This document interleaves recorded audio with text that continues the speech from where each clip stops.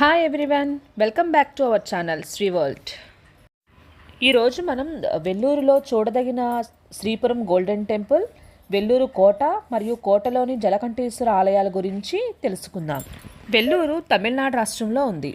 ఈ ప్లేస్ తిరుపతి నుంచి 110 కిలోమీటర్లు, చెన్నై నుంచి 146 కిలోమీటర్లలో ఉంది. కాణిపాకం వెళ్ళిన వారు చిత్తూరు వచ్చి అక్కడి నుండి 37 కిలోమీటర్లు ప్రయాణం చేసి వేలూరు రావచ్చు. ట్రైన్లో డైరెక్ట్గా వెల్లూరు చేరుకోవాలంటే మీ ప్రదేశాల నుంచి కాట్పాడి జంక్షన్ దిగితే అక్కడి నుండి శ్రీపురం స్వర్ణ దేవాలయం 15 కిలోమీటర్లు ఉంటుంది. వెల్లూరు బస్టాండ్ నుండి స్వర్ణ దేవాలయం 14 కిలోమీటర్లు. ఇప్పుడు మనం చూస్తున్న ఈ వినాయకుడు గోల్డెన్ టెంపుల్ ఎంట్రన్స్ దగ్గర బయట ఉన్న టెంపుల్. ఇప్పుడు మనం చూస్తున్న ఈ వినాయక టెంపుల్ వెనుక ఉన్న ఎంట్రన్స్ ద్వారా రాష్ట్రపతి, ప్రధానమంత్రి మరియు ముఖ్యమంత్రి వంటి వివిఐపీస్ ఎంటర్ అవుతారు. ఈ గేటు పక్కన మెయిన్ ఎంట్రన్స్ ఉంటుంది. ఇప్పుడు మనం చూస్తున్న ఈ ఎంట్రన్స్ ద్వారా లోపలికి వెళ్దాం. మనం లోపలికి ఎంటర్ అవ్వగానే దర్శనం టికెట్ కౌంటర్స్ ఉంటాయి. ఇక్కడ 100 రూపాయల టికెట్, 250 రూపాయలు మరియు 500 రూపాయల దర్శనం టికెట్స్ ఇస్తారు. ఫ్రీ దర్శనం సదుపాయం కూడా కలదు. దర్శనం టైమింగ్స్ ఈ విధంగా ఉంటాయి. జనరల్ దర్శనానికి 9:45 నుండి అలౌ చేస్తారు. మనం చూస్తున్నది ఆఫీస్ అండ్ సెక్యూరిటీ రూమ్. ఇక్కడ నుండి రైట్ సైడ్కి వెళ్తే లగేజ్ కౌంటర్ మరియు మొబైల్ డిపాజిట్ కౌంటర్స్ ఉంటాయి. Cell phones, cameras and luggage allow చేయరు. ఇప్పుడు మనం చూస్తున్నది చెప్పుల డిపాజిట్ కౌంటర్. అక్కడ చెప్పులు డిపాజిట్ చేసి ఇక్కడ 100 రూపీస్కి దర్శనానికి ఎంటర్ అవుతాం. ఫ్రీ దర్శనం చేసుకునేవారు ఇక్కడ నుండి లోపలికి వెళ్ళవచ్చు. ఇక్కడ నుంచి కొంచెం ముందుకు వెళ్తే జనరల్ వెయిటింగ్ హాల్స్, ఫ్రెష్ అవ్వడానికి బాత్రూమ్స్ కూడా ఉంటాయి. డివోటీస్ ఎక్కువగా ఉన్నప్పుడు ఇటువంటి కంపార్ట్మెంట్లో వెయిటింగ్ చేపిస్తారు. ఇక్కడ నుండి లోపలికి ఫోన్ అలౌ చేయరు. 500 రూపీస్ టికెట్ తీసుకుంటే మనతో పాటు ఒక పర్సన్ లేదా గైడ్ దగ్గరుండి గుడి లోపల ఉన్నవన్నీ కూడా ఎక్స్ప్లెయిన్ చేస్తూ దర్శనం చేపిస్తారు. ఈ ఆలయం నిర్మాణం వెనుక ఉన్న అసలు వ్యక్తి శెట్టి అమ్మ. ఈయన అసలు పేరు సతీష్ కుమార్. సొంత ఊరు వెల్లూరు. తండ్రి నందగోపాల్, ఒక మిల్లు కార్మికుడు. తల్లి టీచర్. ఇక్కడ 1992లో నారాయణీ పీఠాన్ని స్థాపించారు. ఈయన ఒకరోజు బస్సులో వెళ్తూ ఉంటే శ్రీపురం వద్ద ఆకాశం నుండి ఒక రేఖ కనిపించిందట. ఈ వెలుగులో నారాయణి అమ్మ దర్శనం ఇచ్చిందట. ఆయన అప్పటి నుండి నారాయణీ పీఠంలో అమ్మవారిని ప్రతిష్ఠించి పూజలు చేసేవారు. ఈ టెంపుల్ పరిసరాలు సుమారు 600 ఎకరాల్లో ఉంటుంది. 100 ఎకరాల్లో శ్రీచక్ర ఆకారంలో టెంపుల్ ఉంటుంది. ఈ 7 ద్వారాలు దాటుకుంటూ అమ్మవారి దర్శనానికి వెళ్తాము. మనకు దర్శన మార్గంలో మొదటగా 1700 కేజీల శ్రీశక్తి గణపతి వెండి వినాయకుని విగ్రహం దర్శనమిస్తుంది. మనం లోపలికి నడుచుకుంటూ వెళ్తుంటే మార్గానికి ఇరువైపులా భగవద్గీతలోని శ్లోకాలు, ఖురాన్ మరియు బైబిల్లోని కొటేషన్స్ ఉంటాయి. ఈ ఆలయానికి 3 వైపులా 10 అడుగుల నీటి కందకం, ఒకవైపు ఎంట్రన్స్ ఉంటుంది. ముఖద్వారం నుంచి అమ్మవారిని దర్శించుకునే వరకు 1 నుంచి 2 గంటలు శ్రీచక్ర ఆకారంలోని మార్గంలో నడవవలసి ఉంటుంది. ఇలా అందమైన ఫౌంటైన్స్ మధ్య మధ్యలో ఆహ్లాదకరంగా ఉంటాయి. ఈ ఆలయాన్ని 1500 కేజీల బంగారంతో 400 మంది శిల్పులు 6 ఏళ్ల నిరంతర నిర్విరామ శ్రమించి సుమారు 670 కోట్ల వ్యయంతో నిర్మించి 2007లో ఓపెన్ చేశారు. రాత్రిపూట ఈ ఆలయం కళ్లకు మిరుమిట్లు గొలుపుతూ దేదీప్యమానంగా వెలిగిపోతూ ఉంటుంది. ఈ ముఖద్వారం నుంచి లోపలికి వెళ్తే శ్రీ లక్ష్మీనారాయణి అమ్మవారు ఈ విధంగా దర్శనమిస్తారు. ఈ అమ్మవారి విగ్రహం గ్రానైట్తో చేసి బంగారు తాపడం మీద వజ్ర వైడూర్యాలు అద్ది ఉంటుంది. అమ్మవారిని దర్శనం చేసుకోగానే అమ్మవారి పాదాలు తాకి నమస్కరించుకుంటాము. ఇక్కడ దర్శనం అయిన తర్వాత వెండి కామధేనువుని దర్శించుకుంటాము. ఇప్పుడు మనం చూస్తున్న అమ్మవారే స్వర్ణ మహాలక్ష్మి అమ్మవారు. ఈ విగ్రహాన్ని 72 కేజీల స్వచ్ఛమైన మేలిమి బంగారంతో తయారు చేశారు. ఈ విగ్రహానికి కావలసిన మొత్తం బంగారాన్ని దుబాయ్లోని ఒక మహమ్మదీయ భక్తురాలు సమర్పించారు.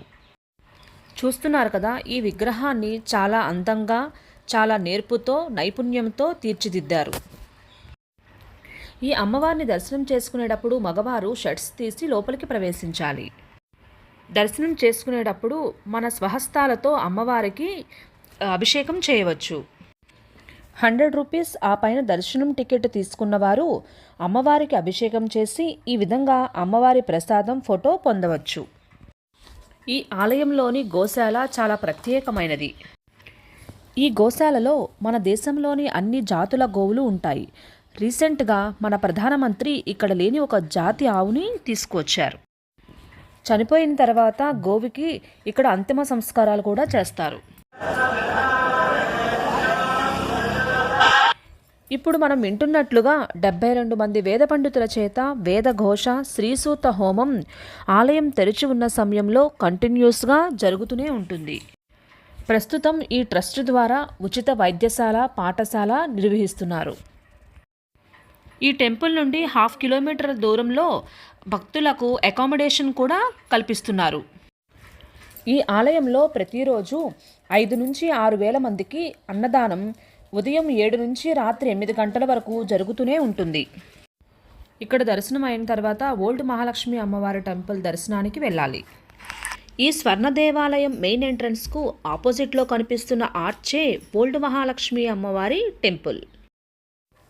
ఈ మార్గం గుండా లోపలికి వచ్చిన తర్వాత ఇక్కడే మన లగేజ్, సెల్ ఫోన్స్, చెప్పులు భద్రపరచుకోవాలి. ఈ టెంపుల్ అవుట్ సైడ్ ఈ విధంగా ఉంటుంది. ఈ 2 దేవాలయాలు ఉన్న ఊరి పేరు మలైకోడి గ్రామం. స్వర్ణ దేవాలయాన్ని నిర్మించాక ఈ ఊరి పేరు శ్రీపురంగా మార్చారు. ఈ మహాలక్ష్మి అమ్మవారి దేవాలయాల్లో మనం తెలుసుకున్నట్టుగా గోవుకి విశేషమైన ప్రాధాన్యత ఉంది. అందుకే ఇక్కడ గోమాతను విశేషంగా పూజిస్తారు. ఈ ఆలయంలో మనం చూస్తున్న గజరాజు కూడా ఉన్నాడు.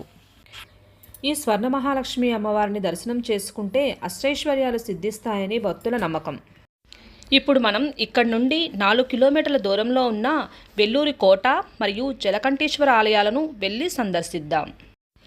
ఈ కోట చుట్టూతా నీటితో పెద్ద కందకం ఉంటుంది. ఇదే వెల్లూరి కోట ఎంట్రన్స్. ఈ కోటను 1566లో విజయనగర సామ్రాజ్యం యొక్క సదాశివరాయలు నిర్మించారు. ఈ కోటలోనే మనం చూస్తున్న జలకంఠేశ్వర ఆలయం ఉంది. ఈ ఆలయాన్ని మనం చూస్తున్నట్టుగా మార్నింగ్ 6:30కి ఓపెన్ చేస్తారు. ఈ ఆలయ ఆవరణ ఈ విధంగా ఉంటుంది. ఈ ఎంట్రన్స్ ద్వారా మనం లోపలికి ప్రవేశిస్తాము. ఇప్పుడు మనం జలకంఠేశ్వర స్వామిని దర్శనం చేసుకుంటున్నాం. ఈ ఆలయాన్ని కూడా సదాశివరాయలు నిర్మించారు. విజయనగర సామ్రాజ్యం పతనం అయ్యాక ఈ కోట ఆర్కడ్ నవాబుల చేతుల్లోకి వెళ్ళింది. వారు ఈ ఆలయంలోని శివలింగాన్ని పికిలించి వేశారు. తర్వాత కొంతకాలానికి బ్రిటిష్ వారి చేతులలోకి వెళ్ళింది. బ్రిటిష్ వారు ఈ ఆలయాన్ని వారి మందుగుండు సామాన్ల గోదాములుగా ఉపయోగించారు.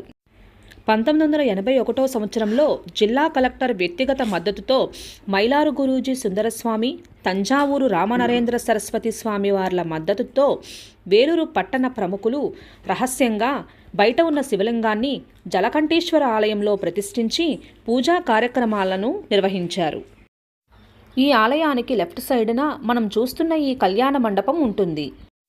ఇక్కడ విజయనగర శిల్పకళ చాలా అద్భుతంగా ఉంటుంది.